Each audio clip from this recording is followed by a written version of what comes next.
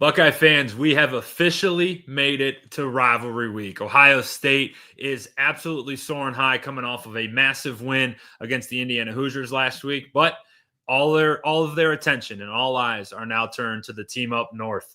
And tonight's episode of the Buckeye Breakdown podcast, we put football to the side. We talk about what life is like this week on campus for both the students and for the players as they get set to take on the Michigan Wolverines this Saturday. We've got the whole crew together as we cover Ohio State with our instant analysis from Ohio State. There's something that doesn't feel right. Unbelievable effort from him today. Is E.J. Liddell going to crack the first team All-Big Ten? I think he can be the guy. I'm not trying to start a quarterback controversy. He seems to have the durability. He certainly has the toughness. This is the question on a lot of people's minds here. Welcome to Buckeye Breakdown. And welcome in, everybody, to another episode of the Buckeye Breakdown podcast. Anthony Moeglin here, alongside with my partner and former Buckeye, Kevin Woidke. And Kevin, it is so hard to believe this, but we are at the end of November. We're staring down Thanksgiving. And most importantly, right after Thanksgiving, it's the biggest day of the year. It is finally Rivalry Week, and it is officially Rivalry Week here on the Buckeye Breakdown podcast. And this week has been something that you, as a former Buckeye, Kevin, have been just absolutely chomping at the bit to get to. And man, oh man, we are finally here. Yeah, I mean, I said it at the end of the film review. If you didn't watch it, go back. Actually, it's somewhere in the film review, not at the end. It's everything. This week is everything. It's everything to the fans. It's everything to the players. People always ask, if Ryan Day loses this game, wins a championship, if and or what. He wants to win this game. He wants to win this game more than anybody. He won it in 2019, got robbed of it in 2020, got robbed of it the rest of the time. But it is. It's just everything to this program, to the alumni, to the fans, to the people that are never got the chance to put on the scarlet and gray or even go to school in Columbus. I mean, this is everything to them. It's truly amazing, and every year it's always shocking too that it doesn't matter what the situation is. Obviously, the past, really in our lifetimes, Kevin, it's been primarily Ohio State's very good, and Michigan's been up and down, right? There's been some years you think back all the way to the best game of all time or whatever it was dubbed as, where it was number 2 versus number 3, and the winner was going to the national championship. And then that was kind of the case the past couple of years where both teams have been really, really good. Obviously, Michigan had what Michigan had going on, but there's been some ups and downs in that on Michigan's side of things, certainly. But it doesn't matter. In these rivalry games, you can kind of throw the records out. And for Ohio State's perspective, kind of starting from a player's point of view, they don't care if Michigan's 10-0, 11-0, 11-1, or 5-5, or whatever. They just want to beat the brakes off of them no matter what. And that right there is something that's always really special. And yes, that's the case in most rivalries, but it just always felt like, to me, from the outsider's perspective, it always just had this game always just has, it's on a different level than even any other college football rivalry you see across the country. I agree. I mean, you looked at some of these Michigan coaches over the years, some of these Team North coaches over the years, they'd be like, oh, it's just another game. It's just another game. It's not another game to us. I had coaches come in that coached there previously that were astonished the first month they worked in Columbus. They were like, you guys take this game different. Like it was crazy in their eyes how different we took it, how serious we took it, how it was everything. It is everything to us. And that's where, you look at it from the outside perspective. There's some unreal rivalry games. You got whatever they call Auburn, Alabama. I forget that. Iron Bowl. Yeah, that one. That's the one. You got that. You got some of these other rivalries that, that's the only other one that it seems like it's right there with us.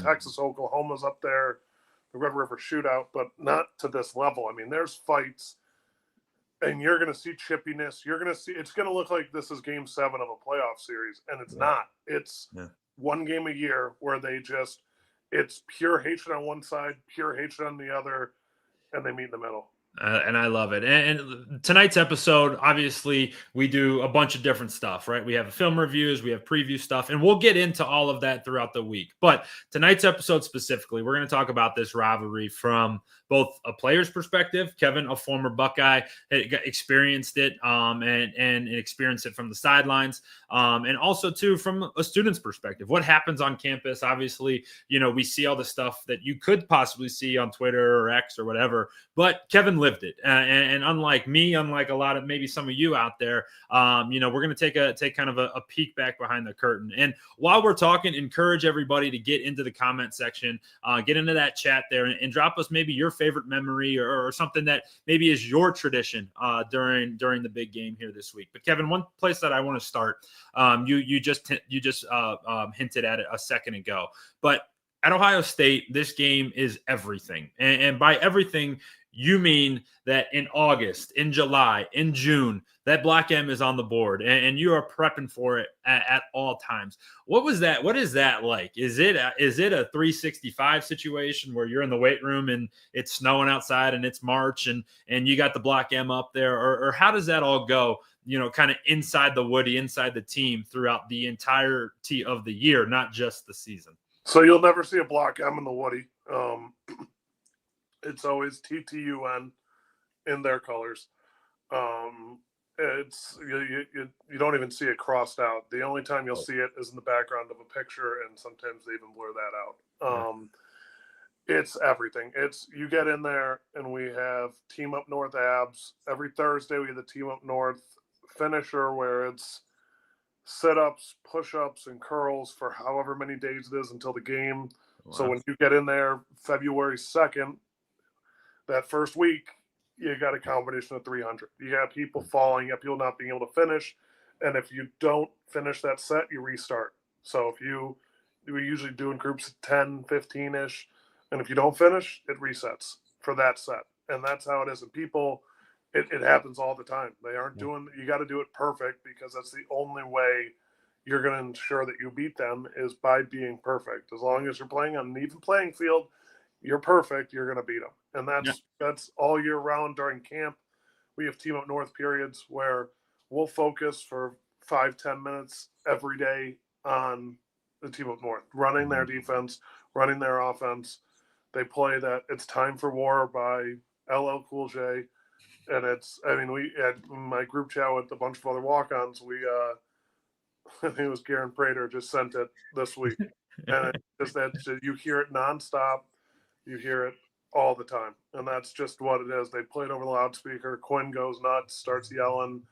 And it's just 5 to 10 minutes in the middle of heat of August where you're just beating the hell out of each other, trying to get right.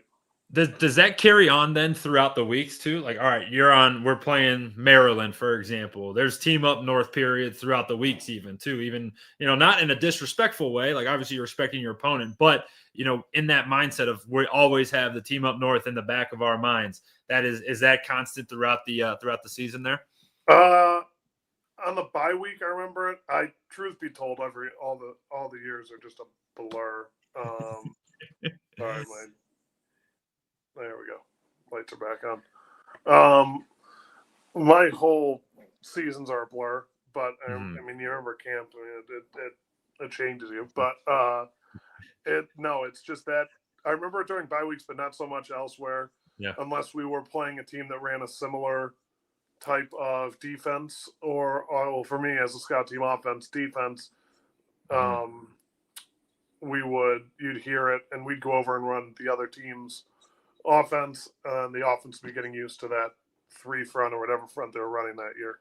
Yeah, no, and kind of going instead of looking at the micro picture of it all, let's get down to the macro of it. Or I guess I was backwards there. Macro first, micro second here. So let's look at this week. So they take care of business, and truthfully, the games leading up to Michigan maybe don't always have the same feel as that Indiana game did last week. That was a national game. That was the game of the week. You had the number 5 team in the country, a really big game. So you really couldn't look past Indiana, and they certainly did not. Played really, really well and get a massive win there. But is it almost as immediate as, you certainly watch the tape, there's something to learn from, but you come in on Sunday, you take care of business. Do they put it to bed right away? Like maybe watch a quarter or two or a handful of clips, and then it's immediately flip the page. And what's that transition like from, all right, we've put to bed the final week or the week prior, and now it's time to get focused on the team up north? It's instant. I mean, I'd get in my last year, I would get in on some offensive plays, and so then we have to sit in and watch those series on Sunday film. It was immediate where you went from team meeting right to your team up north position, scout team up north meeting instantly Sunday. It was no question, no doubt about it. The starters are going to watch their film. We were going to watch ours on our own. Sometimes we come in on Monday afternoon to do it, but it was instantly. You were getting ready. You were watching their tape. You were going over the plays you were going to run that day during the walkthrough to ensure that it was it. Like usually during Sundays, we do a walkthrough of correcting all the mistakes we do, kind of showing them what happened and what they should have done differently. It's maybe one or two of those. If it's like a big correction they need to make, and then we jump right into scout work. Yeah. And the defensive coaches are great to the scout team because they know we need to give them a great look. They are all year, but especially this week, they're awesome. They're loving it. They're loving the energy we bring. It's just a different week. I mean, there's no other week like it. I mean, I played in Big Ten championship weeks. I played in playoff bowl seasons. Nothing was like this week. It's the best. I'm sitting over here smirking and smiling because I'm getting fired up, man. I obviously didn't play at Ohio State, but playing in similar rivalries, that they're just a different – no, I shouldn't even say similar. Playing in a rivalry, there's a different feel to the week. But I can just put myself in both your shoes as the scout team guy, but also in, like, the starter shoes of, like, hey – everything changes this week. And one of the big things too, and we appreciate Mr. Bucknuts jumping in. Buckeyes, baby. That's right. I love that picture. Truth be told, I had that. I was going to use that for our thumbnail, but I couldn't get it to fit. So love seeing that up there, Mr. Bucknuts. But, one of the things that, is oftentimes challenging is it's a long week, man. And you can get so excited, and sometimes you get almost too fired up, right? And you almost expend all your energy early in the week. Like, it is only Monday right now, and there's a big week ahead. There's a lot going on. There's Thanksgiving. There's all sorts of stuff happening. But what you can't do is overexert yourself on Monday or Tuesday or Wednesday, and really just have that steady build while you're putting the hay in the barn there. So, Kevin, what's the week like? You get to Monday. Monday's the off day. Campus is probably buzzing, right? People are probably going out, getting excited, doing all the things. There's a Mirror Lake jump. There's all sorts of stuff happening on campus, and it's really important from a player's perspective first. You got to stay super locked in and like realize, like, don't let the main thing not be the main thing during the week. Oh yeah, no, it is. There is no loss of energy. No one's tired. Every single day you come in there ready to go. There's not like there are some weeks you walk in there on a Wednesday or Thursday and you're like, yeah, I don't know about this. It is nonstop adrenaline, fire up, ready to go, get after it the entire week. I mean, from Sunday, right after the band leaves the field, you do victory meal, and then you're right into it. Like, it's awesome. It's cool. The band does a phenomenal job on Sunday. Players get to walk the script Ohio next to a band member holding their instruments. I always tried to find the symbol. Wait, let's stop there. So I didn't know this. Like, and maybe this is me being a bad Buckeye fan, or maybe this is me just not knowing it. Explain what you just said, because you mentioned this yesterday. There on Sunday night, you guys walk the scripto with the band. Is that what happens? Yes, they come in. They play a little concert for us, a few songs, and then they play Buckeye swag, and then we walk the script Ohio. And then they walk the script Ohio. And then we get someone up top doing the whole, we get a player that goes up and conducts the band. Was that you? No. It was Mike Hill, Wyatt Davis, I remember, did it. I think Chris Worley did it one year. Damon Arnett might have even done it one year. I'm not 100% sure, but it's always funny watching them do that. Yeah. It is. It's really, really cool. It's the only time they do it. It's a tradition that they've done for years.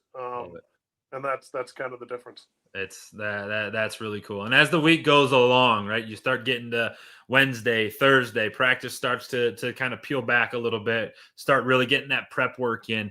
A couple nights before, Thursday night, Friday night, and before Saturday, what's the feeling like around the team? Does it get super locked in? Or guys normally stay relaxed? Does it kind of fluctuate in your experience based on that Michigan team that's coming in? What's in your experience been the typical feel to it? Because I've been in hotel rooms where, hey, guys are playing cards and throwing dice and doing stuff and hanging out playing video games.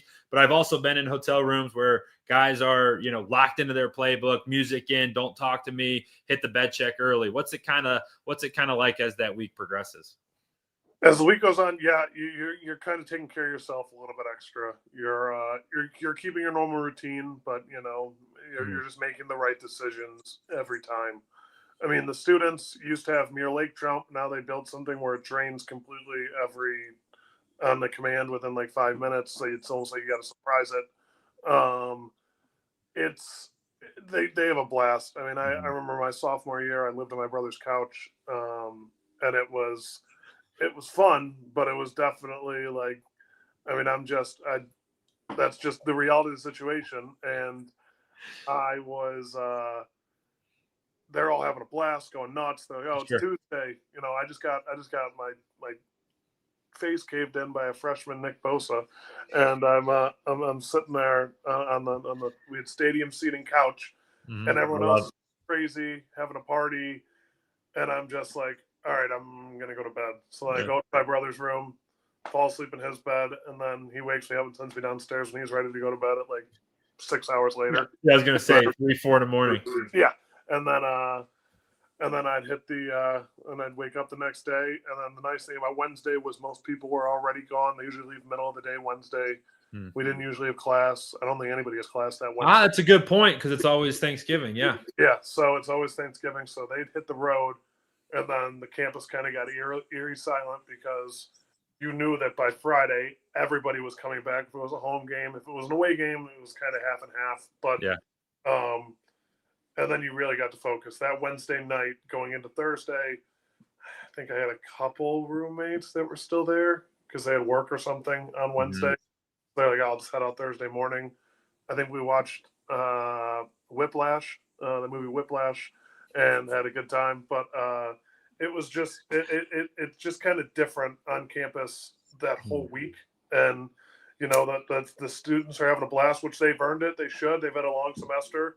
But yeah, for the players, it's not the same type of going out Monday night, going out Tuesday night, and then driving home Wednesday night with a headache. Yeah, no, it's interesting. You forget that the kids are going to leave during the week, which actually works out really nice, because like you said, it gets that eerie silence, that eerie feel to it, where there's literally, I don't know, 150 guys on campus, and they're all your boys. It's all football players. It gets that camp feel to it. Because I remember in my experience, right, we only played twice. We played twice on Thanksgiving week. The Division III season's backed up a little bit. You had to go further in the playoffs to get to Thanksgiving week, and it was always the best, because it was just us, the men's basketball team, the women's basketball team, and maybe a few other teams on campus. And it just had this weird feel to it, where everywhere you looked, the good part about it was just athletes. So everyone had the same, whether you had a basketball game coming up or you're prepping for something, there was always that level of preparedness. Anywhere you looked, you didn't have any of the temptation. And it's interesting to see that was the case too. I forget that it's always on Thanksgiving week. So that actually absolutely helps as things get later in the week. So the week, go ahead. No. That's how that's just what it is. The only people usually on campus are out-of-state kids, if it's a home game, that don't want to fly back and forth. They don't want to fly out Wednesday and come back Friday. It's pretty expensive plane ticket, especially around Thanksgiving. So you'd see some of them, and you'd see the basketball team, you'd see the women's basketball team, but that was kind of about it. Some international students as well. and then the professors and the local people that were just wanted to be on campus during that time. It's an awesome feel to it. And then, that kind of wraps the work week, right? And then you get to that Friday night. Is there anything that you can remember? Did you guys do like obviously I'm sure there's a team dinner, whether you're at home, like in this case, Ohio State will be playing in the shoe on Saturday. Like, is there some kind of a team function, or is everyone kind of on their own and just chills out in their own way? Obviously you're at the hotel. You're at the hotel too. So everyone's probably together. Well, they go back one day, Thursday. We practice in the morning, but then we have senior tackle at the end of practice. Which senior tackle is this thing Coach Woody Hayes kind of created, or at least he brought the tradition to Ohio State. I don't know if he created it or not, where back when he was coaching, it was the last game because you'd play the team up north, and then all these nerds would start voting on. That's what we're told. Was a bunch of people that didn't know football would vote on who was the national champion based on the fact that they had some type of criteria that justified them to be someone to vote on it. But so it was your last time as a senior practicing at the facility. It was your last practice of football for a lot of guys ever. Mm-hmm. So it's your last time hitting a practice dummy. So you give a little speech. All the seniors give a speech. Actually, a younger player introduces the senior, and then the senior gives a speech, and then you tackle the blocking dummy onto a pad, and then dap up all the coaches, and then everybody hits the ropes. So I just wanted to keep those speeches short and sweet. Some people went on and on and on and on, and you're just cutting into Thanksgiving time for everybody else. So you want to keep it short, sweet. I remember I prefaced my speech with saying, I know that I'm the only one standing between you guys and Thanksgiving, so I'm going to keep this short. And then powering through into Friday. Wait. Did you have a good tackle? I think so. I haven't tackled anything since 8th grade when I broke my wrist. So yeah, it was good. That's a really cool deal. That's a really neat way to end it. Yeah, it's just part of the tradition for the week. And then Friday comes around, you usually get back around 12:30, so you'd spend just under 20. I would just spend just under 24 hours at home for Thanksgiving with my family, and then I head back. If it was an away game, you get there at 12:30, get on the bus and head up. If it was a home game, you get there 12:30, between 12 and 2. Some guys were flying back in because some people would fly in and out. If most of my teammates were out of state, you'd fly in and out. Or you'd go to your coach's house or something. So what was that like? Because there was a couple. My two experiences. I said and obviously John Carroll, you're not flying anywhere. So any out of state guys, we would invite them to our family Thanksgiving, right? Like we go home. There's a couple guys that would ride with me. Our moms and dads would feed us all together, just as we were family. Was this probably? I'm sure some similar stuff like that happened. Oh yeah, people would go home with each other. And then other people would just go with the coaches if they didn't really want to go on the 2-hour drive to Cleveland, or the hour 45 drive down to, or whatever it is, hour and a half drive down to Cincinnati. Who even knows about Cincinnati? It's like half Kentucky anyway. So if it wasn't that, then they go to their coach's house, and it'd be whatever position coach wanted to host them. Even some of them would go to a different position coach if they were closer with them to their house. They just cross, and some coaches would be like, all right, hey, let's do this together. You have 2 guys, I have 2 guys, instead of making it awkward, let's bring our whole families together kind of thing. It wasn't awkward, but you know what I mean. Yeah. And then you're back in it. You're back in it going Friday. You got your meetings, you got your best Fridays in football. You do a little bit, loosen up a little bit, play some games. That's what you guys throwing basketballs and stuff and all that. And then on social media, and then you dive into walkthrough, go back, shower, get changed into your travel suit, which is usually just a sweatpants, typical jumpsuit. Get on the bus, go over to the golf course, and that's where it's the captain's dinner. So the last week of every year, the last home game of every year is the captain's dinner. So if we're away, we'll do it the week before. If we're home for Team Up North, we'll do it that week. And it's all former captains are invited to come back and attend. It's a dinner. It's the team dinner. And then they're just all intermingled. Usually for the whole season, it would usually be like linemen at one table, D-line another, linebackers just kind of spread out all over.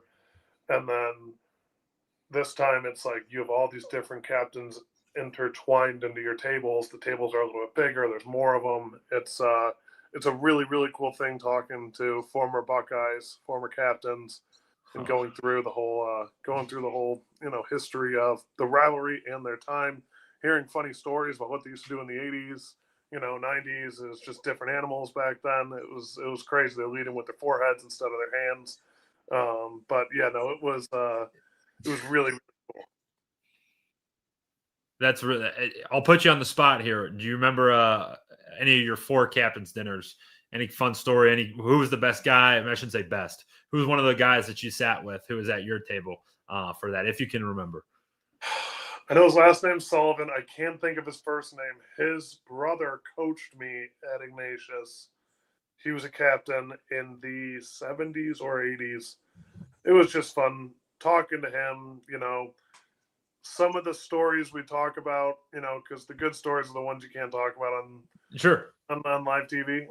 So there's it was a good time talking about stuff you do at bowl games, sneaking out, doing all the crazy stuff and that guys do when they're our age. But it's I was gonna say we're old now, brother. We are old now. But yeah, no, it is a cool environment. It's a cool atmosphere, and if you're a senior, you get invited to it. So if you're traveling, if you're freshman, sophomore, junior, senior traveling, you're automatically invited, and then some of them would be if you're like a freshman that's on the cusp. We'll see you at the hotel. Yeah, we're bringing, or you're not even traveling that week. We're bringing a true senior that it's their last week, it's their last time. They get to stay in the hotel. They get to do the Buckeye walk. They get to go to the skull session. They get to do all that they normally wouldn't do if they were a walk-on that wasn't seeing the field that much, but still gave every ounce of themselves over the 4-year plan. That's amazing. That dinner sounds like a place that every Buckeye fan would want to be. I know I certainly would love to be there. So, all right, after the Buckeye dinner, it's Thursday night or it's Friday night. You go back to the hotel. What's the vibe like at the hotel? I'm sure there's meetings potentially. I don't know if guys crack out their Xboxes or PlayStations, crack out a deck of cards, or are guys pretty much at that point locked in, focused? It's showtime now. Well, yeah. So you got a couple things going on. Everyone has to be downstairs until they send everybody up at 9:30, 10 o'clock for bed, and then they have bed check at like your position coach does bed check at 10:10, 10:20. This killing. Going in the middle of nowhere here. This computer, I keep forgetting to move my mouse. No, it's so the coach will come around and do bed check, but you're playing cards. They have a movie that's playing. They got some snacks for you. You have a weekly routine that you do every single Friday that you usually do that same day. A lot of people are in. There's a little mobile athletic training room that's in they take a conference room, split it down the middle. One half is showing Friday night games. That's where people are playing cards. The other half is the athletic trainers working on people, getting their bodies right, making sure they're ready to go for the next day. You got your game readies, you got your Normatex, you got everything in there trying to get you right. And then, or if you got tweaked up, rolled an ankle, hurt your wrist, and you need to get taped up for the night, just to kind of give you the added support. They do that there.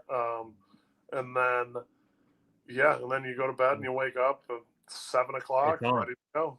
It's on. And we're gonna pause it there because game day is a totally different animal than the week leading up to it. Because once you wake up and it's Saturday, I know the boys are all locked in, and it's one thing on the mind. It's taking down the team up north and ending the year on an exclamation point. So we'll hit that later in the week. But this was cool. We wanted to just kind of go behind the scenes because, like we said out front, all of us here are Buckeye fans. We're always, at the very least, in the stands at least one time a year. And if we can even do that, we're watching every Saturday. But nobody gets to live what the player got to do. And it's really cool hearing the perspective of it, and hope that you all enjoyed kind of taking that trip along with me. I know I did. I didn't know a lot of that stuff, and I think that's all really, really cool. And as we get set for the week, as the guys are doing right now, and it's just, I wish the game was tomorrow, but it is only Monday. We're going to be prepping you all week long. So